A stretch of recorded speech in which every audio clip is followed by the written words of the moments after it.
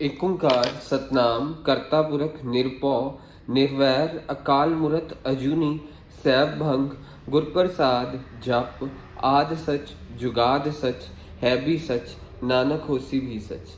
वाहिगुरू जी का खालसा वाहिगुरू जी की फतेह। Dear students, in this video I will be covering financial statements without adjustment chapter. If you will be watching this video carefully, 70% chapter of financial statements without adjustment will be completed with this video. So the question is, first of all write down this question in your notebook, then pause your video. After writing the question, then you have to again play back the video. So the question is, from the following trial balance prepare trading and profit loss account comma balance sheet, and ये आपको सारा data दे रखा है। सो ये question है, question में trial balance दिया हुआ है, ट्रायल बैलेंस यहाँ पे खत्म हो गया और ट्रायल बैलेंस खत्म होने के बाद नीचे लिखा हुआ है, ट्रायल बैलेंस के अंदर नहीं लिखा क्लोजिंग स्टॉक, ट्रायल बैलेंस के नीचे लिखा हुआ क्लोजिंग स्टॉक ₹15,000। ट्रायल बैलेंस यहीं तक खत्म हो चुका है। तो ये क्वेश्चन है, अब इस क्वेश्चन को सॉल्व कैसे करना है जरा ध्यान से देखिएगा। मैंने आप सभी के लिए फॉर्मेट पहले ही बना के रखा है, आपको ये फॉर्मेट क्रैम करना पड़ेगा। जब 2-3 सम्स आप कर लेंगे प्रैक्टिस तो आपको फॉर्मेट अपने आप ही लर्न हो जाएगा। सो ये फॉर्मेट है ट्रेडिंग अकाउंट का, आपको ऐसे ही लिखना है हमेशा इन द बुक्स ऑफ, जिस भी बंदे की बुक्स है। अगर रिलायंस इंडस्ट्रीज की बुक है आप यहाँ पे लिखेंगे रिलायंस इंडस्ट्रीज लिमिटेड किंग्सिस मैच पार की, तो किंग्सिस मैच पार। In the books of ABC limited trading account for the year ended. अब देखिए क्वेश्चन में ट्रायल बैलेंस के अंदर हमेशा ओपनिंग स्टॉक दिया होता है और क्लोजिंग स्टॉक हमेशा नीचे दिया होता है एडजस्टमेंट्स में। तो हमारे को ओपनिंग स्टॉक दिया हुआ है 1 अप्रैल 2013, मीन साल कब खत्म होगा, 31 मार्च 2014 को। इसीलिए इन the books of ABC limited trading account for the year 31 March 2014 format रहेगा पर्टिकुलर्स अमाउंट। सबसे पहले यहाँ पे आएगा ओपनिंग स्टॉक, फिर परचेजेस लेस परचेज रिटर्न, फिर सेल्स लेस सेल रिटर्न, और यहाँ पे डायरेक्ट एक्सपेंस आएंगे। डायरेक्ट एक्सपेंस वो वाले एक्सपेंसेस है जिनके बिना प्रोडक्शन पॉसिबल ही नहीं है। सो जो प्रोडक्शन के लिए चाहिए होते हैं एक्सपेंसेस, जो कंपल्सरीली हैं for carrying out our production, उन्हें डायरेक्ट एक्सपेंस कहते हैं। फिर उसके बाद बैलेंसिंग फिगर इधर आएगी तो ग्रॉस प्रॉफिट होगा, बैलेंसिंग फिगर इधर आएगी तो ग्रॉस लॉस होगा। तो हम सबसे पहले ट्रेडिंग अकाउंट ही बना लेते हैं। अब क्वेश्चन में देखिएगा, सबसे पहली चीज ओपनिंग स्टॉक दी हुई है ट्रायल बैलेंस में, तो आपने ओपनिंग स्टॉक लिख दिया 1600 यहाँ पे। फिर उसके बाद परचेज, आपको परचेज एंड सेल्स वाला देखिए सेकंड लाइन, परचेज सेल। अच्छा परचेज डेबिट होती है याद रखिएगा, और सेल क्रेडिट होती है, क्योंकि परचेज से सामान इन होता है, सेल से क्रेडिट व्हाट गोज आउट, इसलिए सेल क्रेडिट परचेज डेबिट। 67,600 की परचेज है। अब परचेज रिटर्न क्या होगी, रिटर्न, अब देखिए रिटर्न इनवर्ड एंड आउटवर्ड दिया हुआ है हमारे को क्वेश्चन में। सो रिटर्न आउटवर्ड एंड इनवर्ड, और परचेज का मतलब होता है हमारा रिटर्न आउटवर्ड, याद रखिएगा। परचेज का मतलब रिटर्न आउटवर्ड होता है, और अगर परचेज डेबिट है तो परचेज रिटर्न क्रेडिट होगी। तो 3200 की परचेज रिटर्न हो गई।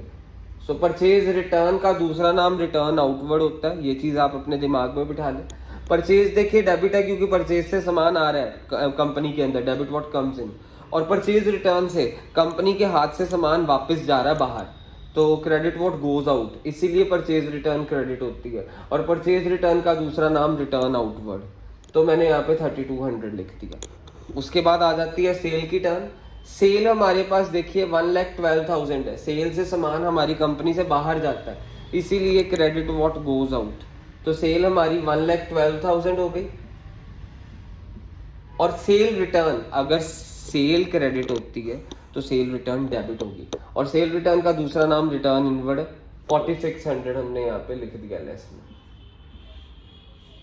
और 1,12,000 से 4600 माइनस कर देंगे, यहाँ पे लिख देंगे। अब क्लोजिंग स्टॉक देखिएगा, क्लोजिंग स्टॉक हमेशा ट्रायल बैलेंस के नीचे दिया होता है, और ट्रायल बैलेंस के नीचे कितना दिया, 15,000 क्लोजिंग स्टॉक।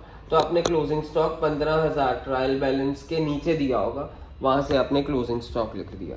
अब डायरेक्ट एक्सपेंस, मैंने आपको बोला डायरेक्ट एक्सपेंस क्या होते हैं, जिनके बिना से प्रोडक्शन चल ही ना पाए, जैसे वेजेस, भैया दी दिहाड़ी में भी से wages, then salaries direct expense नहीं है, वेजेस डायरेक्ट एक्सपेंस है, क्योंकि wages is basically for daily wages and salary एक पक्के स्टाफ के लिए होती है, और हमारे जन से फैक्ट्री में मशीन चलाता है वो पक्का स्टाफ नहीं होता है। तो डायरेक्ट एक्सपेंस में वेजेस, फैक्ट्री रेंट, देन उसके ऑफिस रेंट डायरेक्ट नहीं है। फैक्ट्री रेंट नहीं पे करेंगे तो फैक्ट्री की मशीनें नहीं चलेंगी, ऑफिस रेंट नहीं पे करेंगे तो फैक्ट्री का वर्कशॉप का तो चलेगी ना, क्योंकि ऑफिस और फैक्ट्री वाली जगह अलग होती है। सो फैक्ट्री के रिलेटेड जितने खर्चे हैं वो डायरेक्ट एक्सपेंस हो गए। अब कैरेज डायरेक्ट एक्सपेंस है। एक कैरेज इनवर्ड होता है, कैरेज आउटवर्ड होता है। कैरेज मीन्स रेड़े वाला खर्चा, इनवर्ड मीन्स रेड़ा फैक्ट्री के अंदर आ रहा है, आउटवर्ड मीन्स रेड़ा फैक्ट्री के बाहर जा रहा है। कैरेज इनवर्ड डायरेक्ट होता है, कैरेज आउटवर्ड इनडायरेक्ट होता है। एक वीडियो मेरी अलग से बनी होगी, अब उसमें देख लीजिएगा, जिसमें मैंने सारे डायरेक्ट एक्सपेंसेस के नाम लिखे होंगे जो मैक्सिमम पॉसिबल डायरेक्ट एक्सपेंस हो सकते हैं। तो आप ये याद रखिएगा, डायरेक्ट एक्सपेंस प्रोडक्शन के साथ रिलेटेड जितने खर्चे हैं, मीन्स जिसके बिना प्रोडक्शन करनी असंभव है, फैक्ट्री फ्यूल, उसके बिना प्रोडक्शन नहीं हो सकती है, तो वो डायरेक्ट एक्सपेंस हो गया। और हमारे पास इस क्वेश्चन में डायरेक्ट एक्सपेंस सिर्फ एक ही नजर आ रहा है, वो है कैरेज इनवर्ड, और कोई डायरेक्ट एक्सपेंस नहीं है। सो कैरेज इनवर्ड मैं डायरेक्ट एक्सपेंसेस के अंदर लिख दूंगा, कैरेज इनवर्ड, और कैरेज इनवर्ड है मेरे पास क्वेश्चन में 1400, यहाँ पे मैंने 1400 लिख दिया। उसके अलावा कोई डायरेक्ट एक्सपेंस नहीं है, तो अब हम टोटल करेंगे। अब पहले इसको माइनस कर देते हैं, माइनस करने के बाद आया 64,400, फिर इसको माइनस कर देते हैं, इसको इसमें से माइनस करने के बाद आया 1,07,400। अब मेरा बड़ा टोटल आ रहा है इस तरफ का, और इसमें आ रहा है मेरे पास टोटल 1,22,400, वो मैं दोनों तरफ लिखूंगा 122,400। मीन्स मेरा बड़ा टोटल ये है ना, मीन्स बैलेंसिंग फिगर यहाँ पे नहीं होगी, इस तरफ होगी। अगर बड़ा टोटल यहाँ पे होता, इस तरफ होता, तो बैलेंसिंग फिगर इस तरफ आनी थी। इन दोनों को प्लस करके 1,22,400 आ रहे। 1,22,400 में से ये माइनस और ये माइनस, ये तीनों को माइनस कर देंगे तो आपके पास 40,600 आ जाएगा। मीन्स अगर ये वाली तरफ बढ़ी आती तो बैलेंसिंग फिगर इधर आती, वो ग्रॉस लॉस होती। ये वाली तरफ बढ़ी आई है तो बैलेंसिंग फिगर इधर हो गई।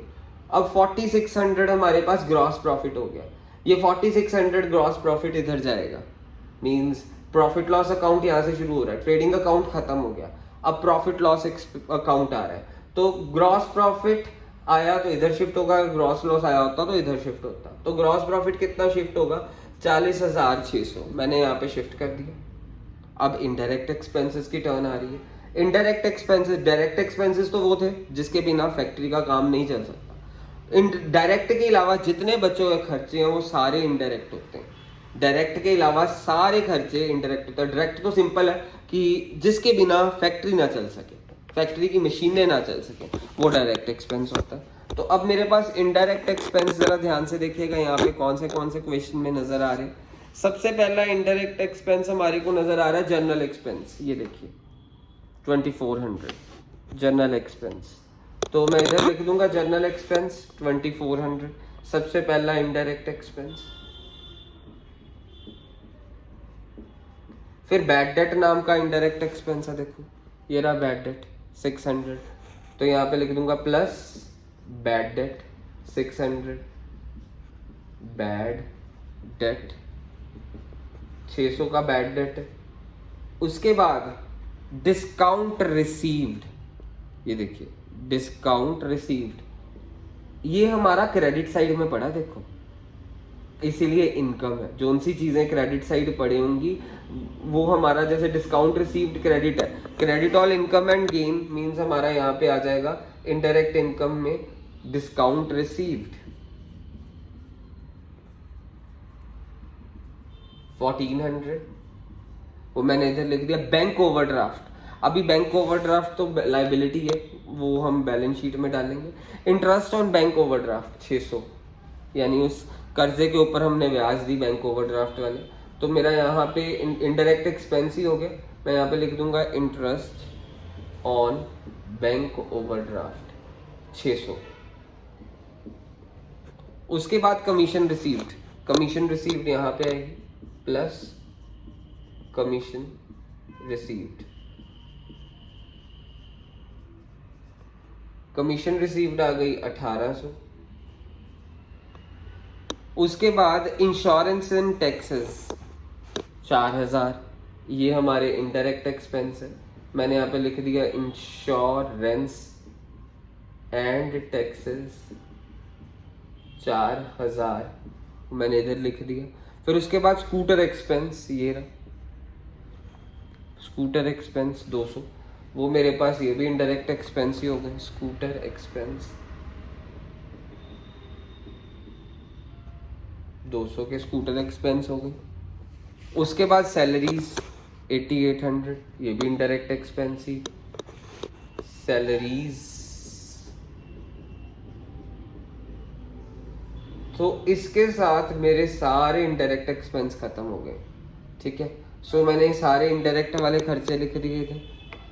अब हमारे पास यहाँ पे इनकम्स भी सारी आ गई, यानी मेरा प्रॉफिट लॉस अकाउंट खत्म हो गया। अब आप कहेंगे बाकी चीजें नहीं लिखी, फर्नीचर एसेट है, स्कूटर एसेट है, जितने एसेट्स एंड लाइबिलिटीज हैं, कर्जे और जितने हमारे एसेट्स हैं वो बैलेंस शीट में जाएंगे। अब बैंक ओवरड्राफ्ट कर्जा है हमारा, उसके अलावा स्कूटर हमारा एसेट है, फर्नीचर एसेट है, बिल्डिंग एसेट है, देन डेटर क्रेडिटर्स हमारे एसेट लाइबिलिटी हैं। तो अब हमारा प्रॉफिट लॉस अकाउंट खत्म हो गया। अब हम क्या करेंगे, टोटल करेंगे दोनों तरफ का। सो दोनों तरफ का टोटल करा, मेरा बड़ा टोटल आ रहा है इस तरफ का, मैंने यहाँ पे लिख दिया 43,800, इन सभी को प्लस करके ये आ रहा है 43, ये प्लस ये 43,800 आ रहा है। तो इसको काट दिया, क्योंकि हमारा ग्रॉस लॉस नहीं था तो मीन्स इधर ब्रॉट डाउन नहीं हुआ, ग्रॉस प्रॉफिट था तो वो इधर ब्रॉट डाउन हो गया। ठीक है, यहाँ पे कैरिड डाउन था, ये ब्रॉट डाउन हो गया। अब मैंने 43,800 में से 43,800 में से यहाँ पे दोनों तरफ 43,800 लिख देना। अब 43,800 में से ये एंड ये सारा कुछ माइनस कर देना। सो 43,800 में से माइनस करके आ रहा है मेरे पास 27,200, ये नेट प्रॉफिट आ गया मेरे पास। इसको बैलेंसिंग फिगर कहेंगे, नेट प्रॉफिट। अब हम बैलेंस शीट बनाने वाले हैं, ध्यान से देखिएगा बैलेंस शीट को। सो बैलेंस शीट का फॉर्मेट कुछ इस तरह से, लाइबिलिटीज अमाउंट, एसेट अमाउंट। सबसे पहला हमेशा बैलेंस शीट की लाइबिलिटी में ऐसे होगा, capital plus net profit minus drawing, हमेशा ये तो होना ही होना, जो मर्जी हो जाए। सबसे पहली चीज विल बी बैलेंस शीट की capital plus net profit minus drawing. So question में कैपिटल देखिए कितनी दी हुई है, 50,000 की, यहाँ पे मैंने 50,000 लिख दिया। उसके बाद नेट प्रॉफिट कितना दिया, देखो कैपिटल क्वेश्चन में 50,000 की दी है, यहाँ पे देखो कैपिटल 50,000, तो मैंने यहाँ पे 50 लिख दिया। नेट प्रॉफिट कितना आया यहाँ से 27,200, वो मैंने यहाँ पे लिख दिया 27,200। क्वेश्चन में ड्राइंग्स कोई भी नहीं है, क्वेश्चन में ड्राइंग्स बिल्कुल भी नहीं है, हमने लिखी नहीं ड्राइंग्स, फिर ब्लैंक छोड़ दिया। इन दोनों को प्लस करके आ रहा है 77,200, 77,200। अब बाकी जो सी चीजें हमने इधर नहीं लिखी है ट्रेडिंग प्रॉफिट लॉस अकाउंट में, जरा ध्यान से देखिएगा। सबसे पहली चीज है जो हमने नहीं लिखी है, बैंक ओवरड्राफ्ट। बैंक ओवरड्राफ्ट 10,000 का है और बैंक ओवरड्राफ्ट कर्जा है, तो मैंने यहाँ पे बैंक ओवरड्राफ्ट लिख दिया 10,000। बैंक ओवरड्राफ्ट मेरा कर्जा और वो कर्जा 10,000 का, मैंने यहाँ पे 10,000 लिख दिया। उसके बाद मैं लिखूंगा यहाँ पे मेरे पास और क्या रह गया, कैश इन हैंड।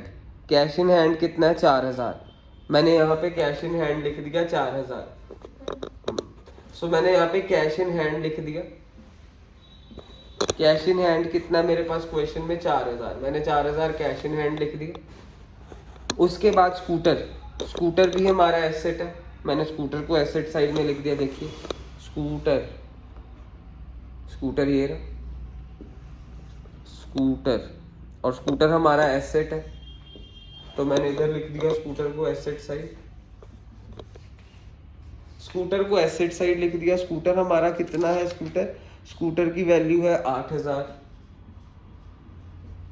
तो स्कूटर की वैल्यू मैंने लिख दी है। उसके बाद मेरे पास रह गया और हमारे पास रह गया फर्नीचर 5200 का। देखिए क्वेश्चन में 5200 का फर्नीचर है, सो मैं यहाँ पे फर्नीचर लिख दूंगा 5200 एसेट साइड में। उसके बाद मेरे पास रह गया डेटर्स क्रेडिटर्स। डेटर्स हमारे एसेट्स में पड़े हैं, तो मैंने इसको लिख दिया 6000 के डेटर्स एसेट में है, क्योंकि डेटर्स एसेट है, एसेट्स का डेबिट बैलेंस होगा, और क्रेडिटर्स लाइबिलिटी है, लाइबिलिटीज का क्रेडिट बैलेंस होगा। तो मैं यहाँ पे लिखूंगा डेटर्स एसेट्स की तरफ, डेटर्स एसेट की तरफ 6000, क्रेडिटर्स लाइबिलिटी की तरफ 16000,